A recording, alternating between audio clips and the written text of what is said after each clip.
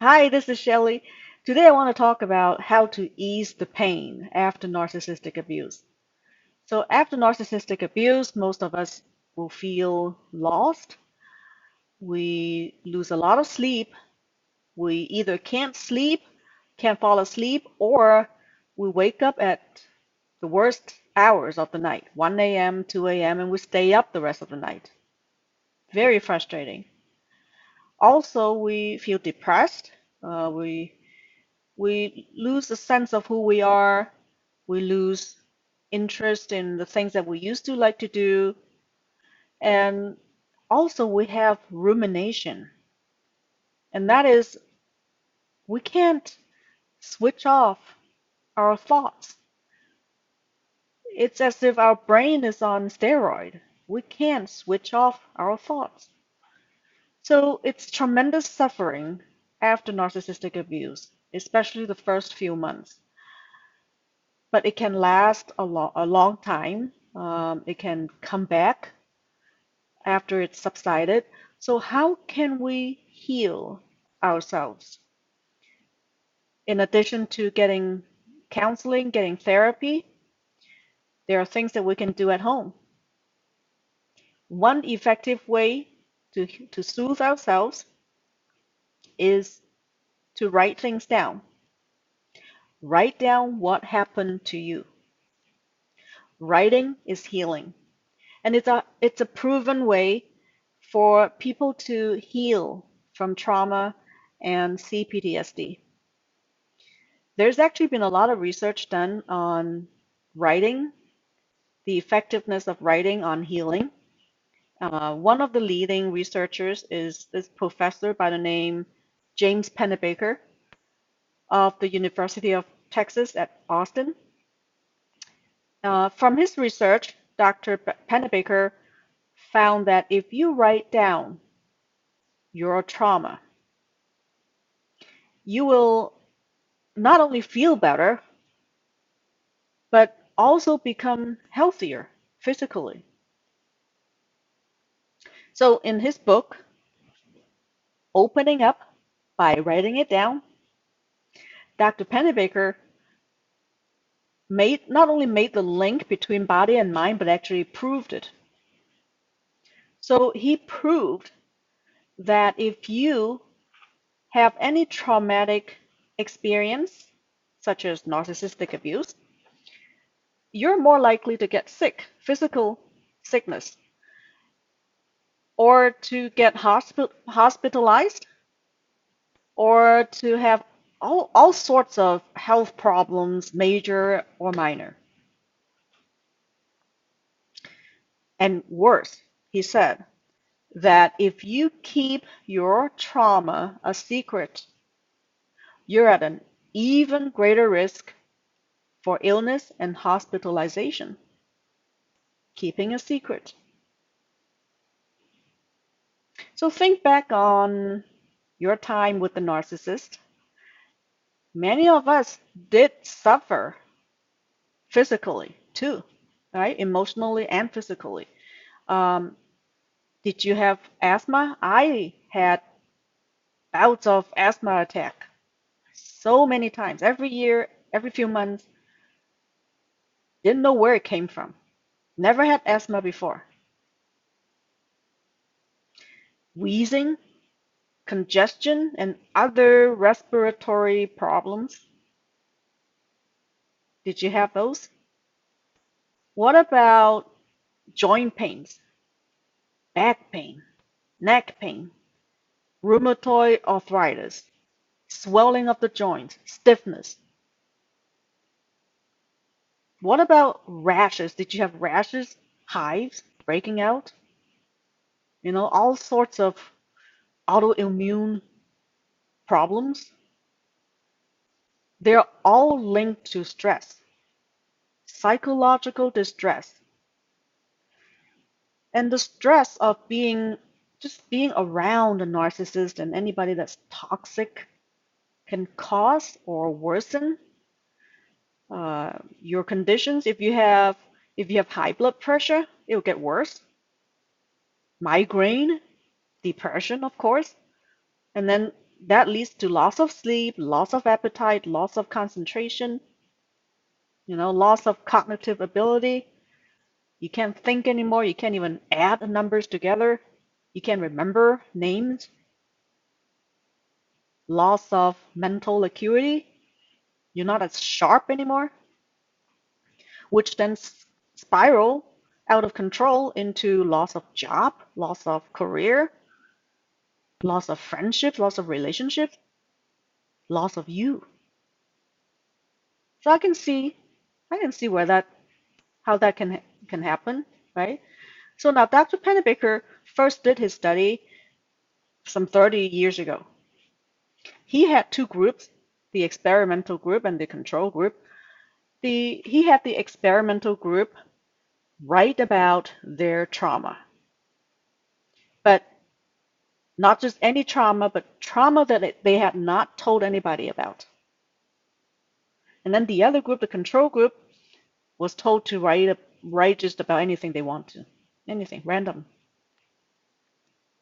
So the experimental group poured out their hearts. They wrote about their childhood abuse, abandonment, rape, humiliation. Oh, really heart-wrenching, heartbreaking stories of personal upheavals that they had kept as secrets.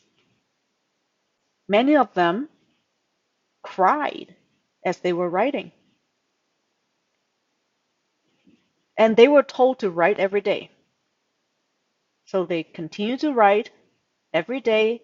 And after 3 to 4 months, Dr. Pennebaker noticed something significant.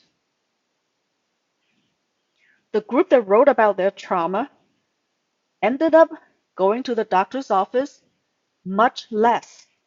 In fact, 50% less in just 3, 4 months. The control group that wrote about random topics had no change in their doctor's visits.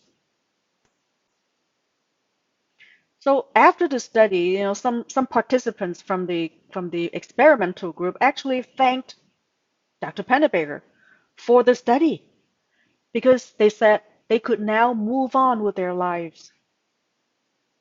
And that's just from writing things down to themselves. Well, their answers were revealed by the researchers, but the researchers didn't know whose stories they were reading.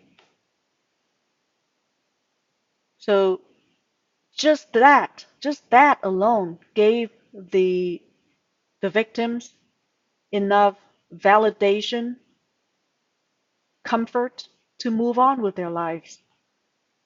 And over the next 30 years, Dr. Pennebaker repeated the study, and other scientists around the world also repeated the study in various fashions. Dr. Pennebaker would draw blood and test the participants' blood and measure their blood pressure and other diseases. So they examined the writing, the effectiveness of writing on the participants' health. And study after study, they arrived at the same conclusion that writing about your trauma reduces your physical illness. Keeping a secret makes you sick. That's significant. In my previous video, I advocated that you write down your experience as a victim of narcissistic abuse. I want you to write. Write about what happened to you. How did you meet your abuser? What happened during the love bombing? What was promised to you? What was it that moved you? When and how did the devaluation happen? What vulnerabilities did your narcissist bring to the surface? And what vulnerabilities did your narcissist exploit? Can you describe your emotions and your reactions? Did you try to leave? How did you get out eventually? So write down everything, every step, every stage. Because, as I mentioned in my previous video, from a legal angle, writing it down helps you retell your story months and even years later. When memories fade or when your emotions run high, you can't think straight. You can't get your stories straight. If you're divorcing a narcissist, you tend to be emotional. But having your narrative spelled out, all written down, will be tremendously helpful to your case, to your legal team. It will save you a lot of money in legal billing, in attorney's fees, because your attorneys won't need to spend time listening to you, listening to your story. They have your story all spelled out in front of them. And from a healing perspective, writing it down is self-soothing, self-validating. After writing, you can expect to sleep better, your memory will improve, your rumination will subside. Mine did. You'll become more sociable, more open to meeting other people, more confident, more self-appreciative. As you express your emotions, you validate your emotions for yourself. And you will begin to find meaning in what happened to you. You will find your own closure. I didn't know any of this when I started writing my narrative after leaving my narcissist. I remember for a whole damn month, I kept asking myself, what the fuck just happened? What the fuck just happened? I asked myself that question for a whole freaking month. I got so tired of thinking because I couldn't switch off my thoughts. The rumination was just the worst. I think that was just uh, other than the sleeplessness, the rumination was just as bad. So, I got so tired. I thought, okay, I might as well just write it down. Since I'm already thinking about things, I might as well just write them down. Write them down. So I started writing. I wrote every day. I wrote and wrote and wrote every day for 2 months. It was a painstaking process because I made myself go through all those years, review, relive all those years of abuse and manipulation. It was painful, rewalking those paths. But when I finally finished, I felt as if a heavy rock, heavy weight had been lifted off of me. I felt so good.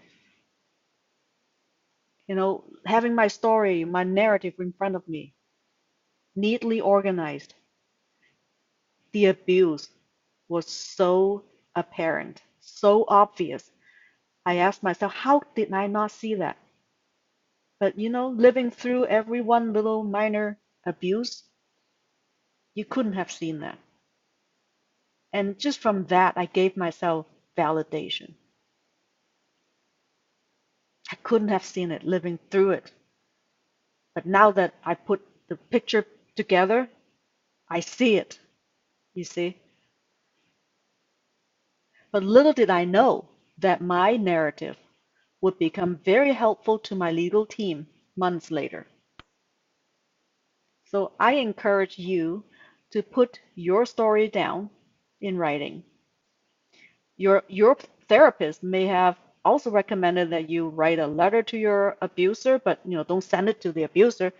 Write the letter to your abuser and then burn it. Um, my idea is, yes, write it, but don't burn it. If you've written your narrative, if you've written your letter to your abuser, would you consider sharing it with our community?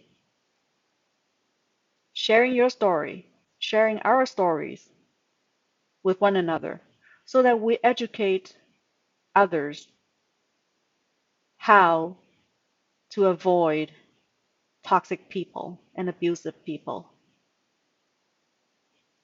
If you send me your story, I would be so honored to read it.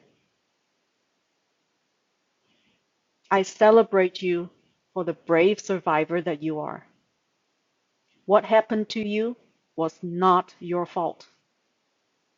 Your abuser targeted you because of your unique personality, your authentic personality, your strengths, your values, your character, your morals. But your abuser made a big mistake by messing with you because you will rebuild and become stronger. Your abuser ain't seen nothing yet. I wish you all the best in your path of healing. I hope you enjoy this information. Subscribe, like. I'll see you next time.